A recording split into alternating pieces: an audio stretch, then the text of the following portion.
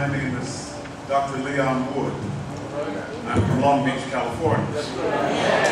And I want to thank Brother Morrow, Pastor here, Pastor McPherson, Tyler, God bless the church, for this honor.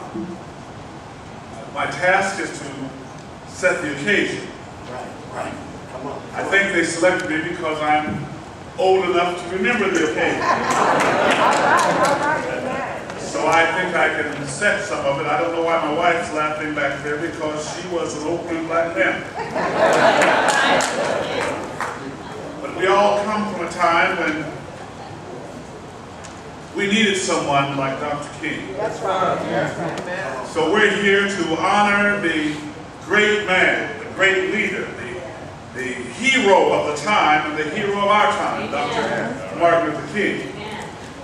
The occasion was that here's a young man who began to visualize the wrongdoing that was happening all over the world, not just in the South. That's right. Come on. And in his mind, that change has got to come. Yes. And the God I serve All right. is powerful enough to change minds and change people. Yes, sir. And all I have to do is exhibit the courage and the strength and to not let them break me. Yes, sir. And something can happen of a positive nature. The next thing about the occasion is to talk about peace. How can a man fight oppression and fight illegalities and still be peaceful and not lift his hand to hurt anybody? Yes, sir. Peace is the only way in Dr. King's mind that we can move forward consistently. That's right. Over time. And it would not break, because peace will outlast hardship and evil. Then he said to have peace, you got to have freedom. Everyone has to be free to think their thoughts, to do what their skills will take them as far as it will go, to be the ideas that they have. They're entitled to the freedom to express themselves. And freedom does not come without a cost. To have freedom, you've got to be willing to sometimes sacrifice not only your body. Sometimes you have to sacrifice your time. Sometimes you have to sacrifice your thoughts at a moment. Sometimes you have to get knocked down and lay and bless the person that's knocking you down just for freedom. And then Dr. King came up with something. Here's a young man in his 30s talking to a lot of old folk, telling them we must have mutual cooperation. It's not just a black thing.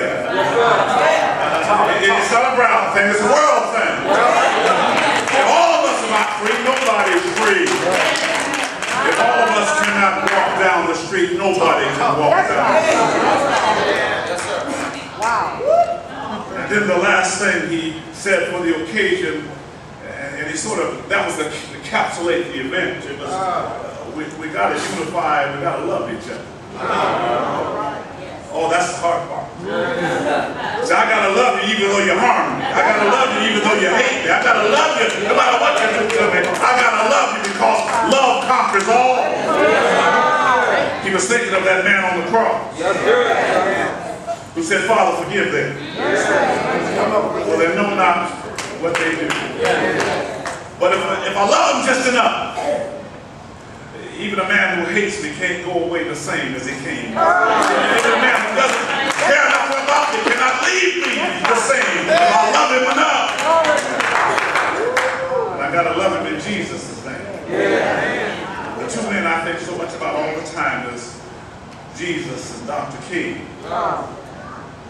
It seems, and I'm not going to take long, it just seems like we kind of love them more now than we did when they were living. It seemed like when they were living, they kind of bothered our conscience, and we asked them, why don't you go away and leave me alone? I remember the time in Los Angeles when they asked Dr. King not to come. Won't nobody in Los Angeles admit that right now. Chicago, they asked him not to come. But he came anyhow. And that's what you got to do if you want to win this battle. If you want to win this anyhow, any place, fight anybody in the name of Jesus. Now I'm going to close. I want you to do something with my wife will talk about it all the time, but there's one thing that they used to do during that time, the old of us. They used to say, he's got the whole world. In his hands, he's got the whole world. In his hands, he's got the whole world. In his hands, he's got the whole world. He's got the you and me.